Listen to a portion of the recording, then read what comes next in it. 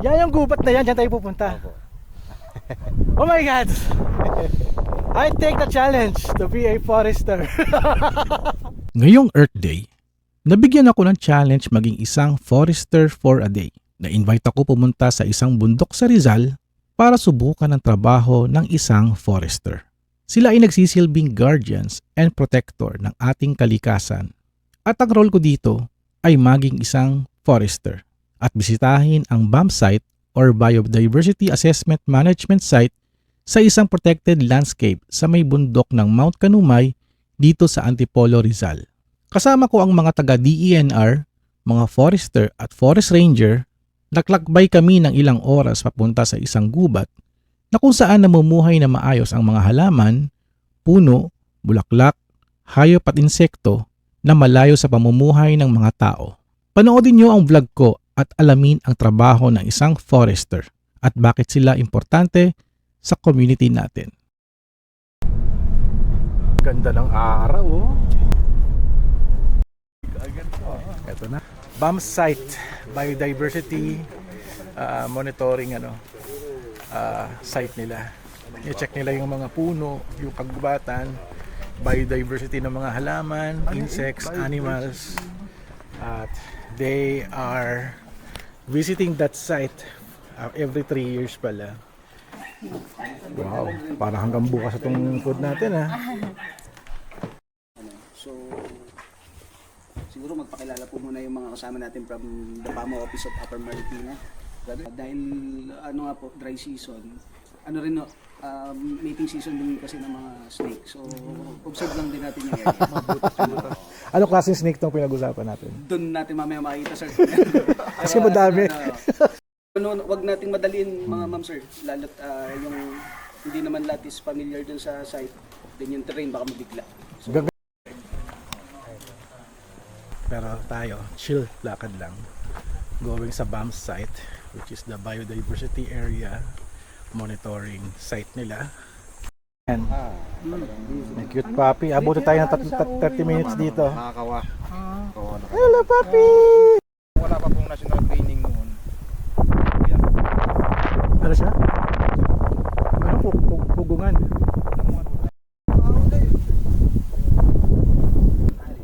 So isang matarik na akyat kanina. Akyat pa rin.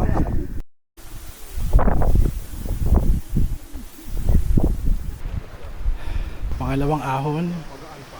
May konting patag. At ito, konting lakad. Dito tayo sa may bahay, may bahay na yan. Yun po yung may yung... So dito, pwede pala mag-trekking in public. Papaalam lang, pero hanggang dito lang. Hindi pwede ito sa BAM site. Kasi protected area siya eh. Ito may alarm, no? Siguro alarm dahil may tao. Now we're entering the jungle na, no? Kabilang side na to ng bundok. Ngayon daw yung mating season ng mga ahas. So possible baka maka-encounter tayo, no? Sana hindi venomous. Kasi itong area kasi hindi siya puntahan talaga ng mga tao. Ayan, inantay tayo. Sige. Nasaan na tayo, sir? Ngayon. wala pa ho tayo sa 1/4. Wala pa tayo sa 1/4. At least wala pa tayo sa 1/4. May natapos na. Mga ibon.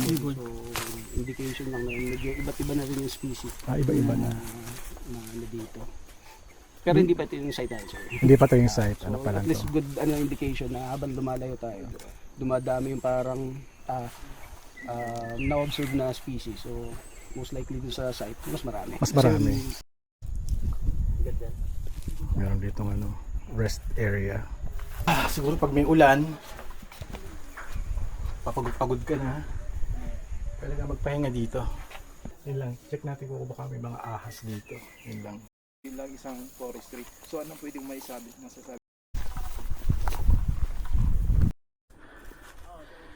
Ito na. May mga bato-bato na dito. Inikot namin yung bundok sa kabila. Parang tumawid kami. So, ganda ng view, grabe. Guruin mo nga naman, nilakad namin, oh. Galing kami sa baba. So, ito yung trabaho ng mga forester. Hindi biro din, oh. Talagang tinitrekking nila yung mga bundok tsaka yung gubat. Nagmamonitor sila, nag-aalaga, nagbabantay. Hiwa-hiwa na dati, okay na. Para yung mga napanood sa mga movies, yung mga forest ranger, yun sila yun. Yan ang trabaho nila. So tayo, we're acting like a forester. Pero hindi pa to, kasi naglalakbay pa lang tayo papunta dun sa bomb site eh. So yun lang. Hindi pa dun yung totoong trabaho na gagawin natin. Unang trabaho is maglakad. Paakyat ng bundok.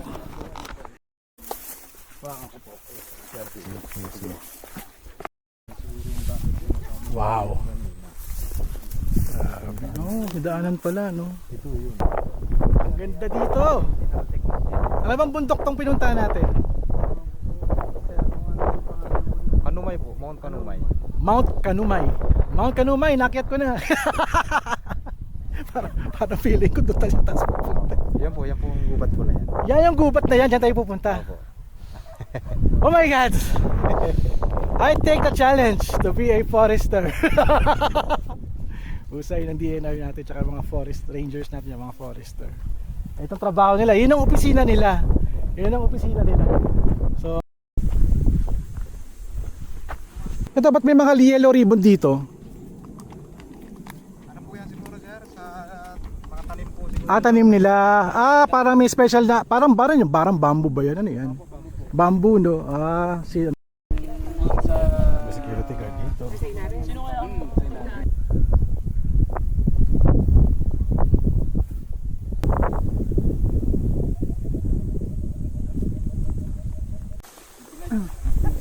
Jollibee, may Jollibee ba dito? Wala. Sa ano, sa buso-buso meron na. Ito na, itok-tok ng bundok. Malapit na kami. Ito na yung aking get up. Ayan, kasi wala tayong dalang sombrero, buti may dala akong balabal. Isa ka lang maliit na. Dito lang. Medyo malamig na dito sa area na to. May nanganganak dito. Bernardo Carpio nga eh. Aaron Carpio. Duma James pala eh. Ano no? Nest. So mayroong beehive dito. Pag makakita. Hindi, may nakita nga akong lumalapit sa akin kanina eh. Medyo ano.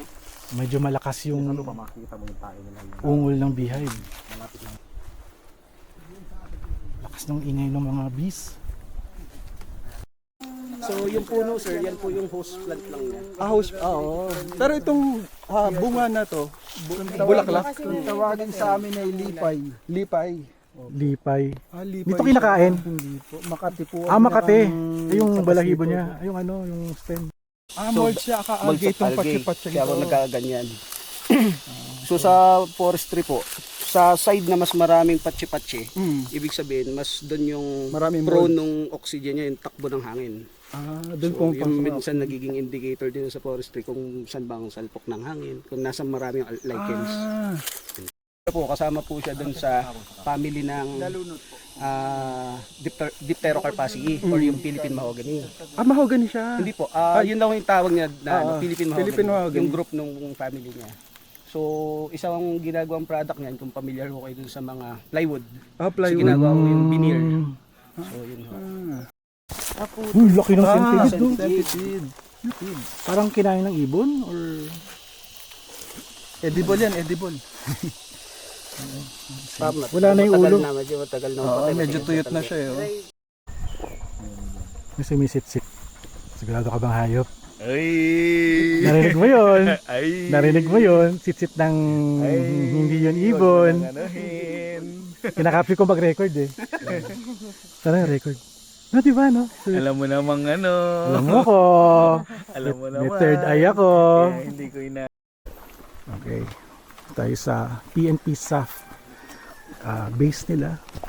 Sir. Kape na kaagad. Siyempre. Diba? Sarap ng kape nila galing sa Starbucks. ibang bansa eh. Oy, sarap naman ito, sir. Kanya sir, galing pa ng Kalinga ba yan? Kalinga? Kalinga.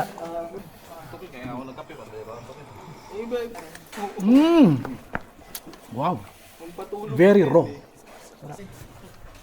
Kape.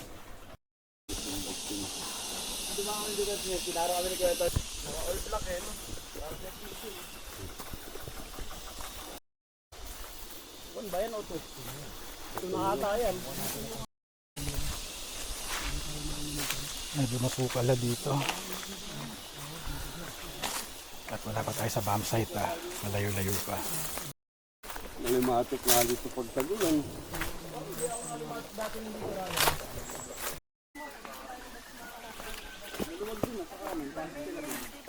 Wow.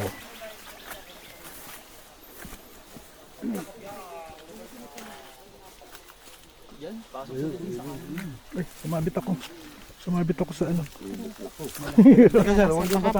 Ayaw, masira yung halaman. Ito yung tawag nilang sapa. Kaso, dry season, walang tubig. So finally, after more than an hour, naka-arrive na tayo dito sa kanilang bomb site. Parang bomb site 1, tama ba? Or Station 1 to 2. So, si Forester Mark, may konting kwento lang dito.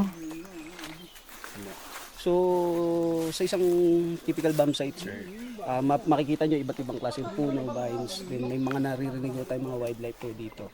So, ano po ba yung ginagawa sa isang bomb site? So, from yung forest liters natin, magsasampling dyan, hanggang dun sa canopy, kung ano yung mga makikita natin, pati yung pagsusukat po ng puno, para makita natin yung growth increment ng mga puno sa isang quadrant. So yun ho yung from time to time, every 3 years, yun po yung ginagawa ng analysis kung nagkakaroon ba ng magandang development si sampling area. So yun yung magiging parang representation ng ecosystem dun sa isang protected area. Ano lang, hinga lang tayo. Ilang bomb site dito sa Upper Marikina? Isang bomb site. Ang style kasi isang malaki, tapos paliit ng paliit. Pakawadran na pakwadran. Question na yun? Any question? Anong naramdaman mo nung na yung challenge na natupad?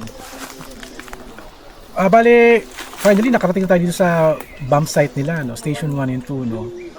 Medyo okay naman yung trekking natin paakyat. Team Hingal tayo eh. Pero syempre I'm very excited na makarating dito kasi yung nga hindi pala ito open to the public eh.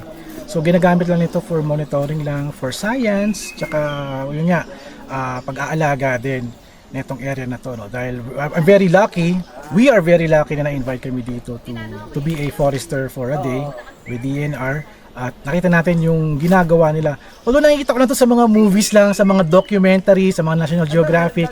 Ito pala, totoo pala yung mga ginagawa nila. Ito yung real thing, Philippines version. Sampling, monitoring, nanguhuli sila ng mga kumbaga, different kinds of species to study.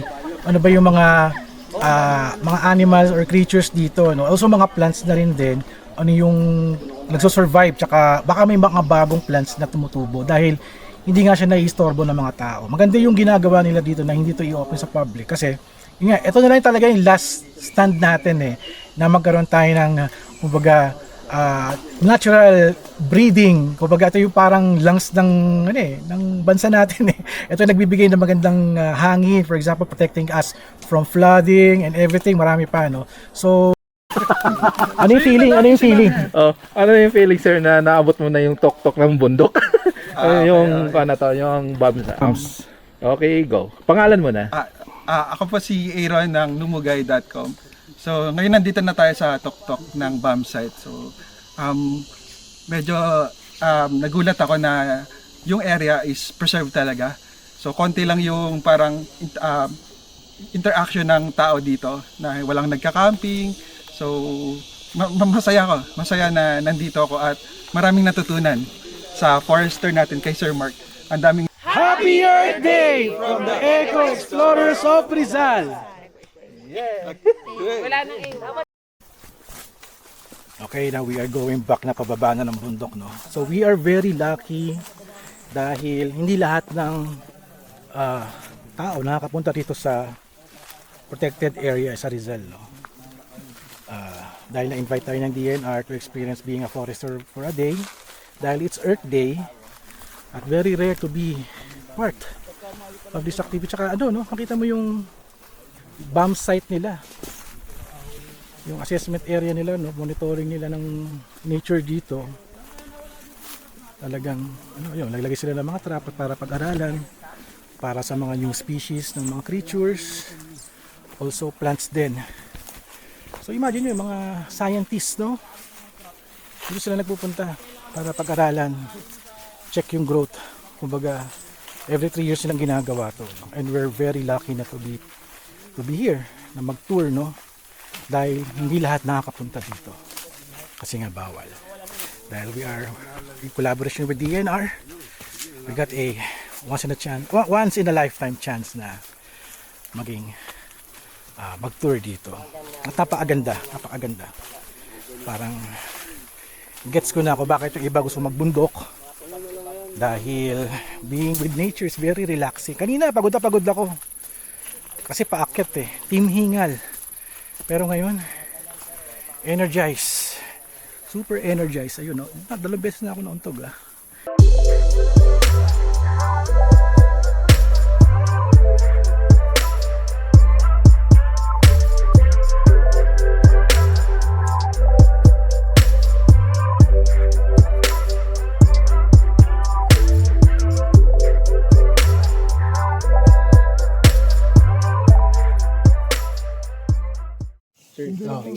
Thank you kay Forester Mark for the experience na maging forester tayo for a day. Any Ingat po message sir? Anong message sir, Sir Mark? Ano lang po, dahil po may natutunan nyo silang bago, hintayin nyo po sa kanilang mga vlog. Sana po, maano din,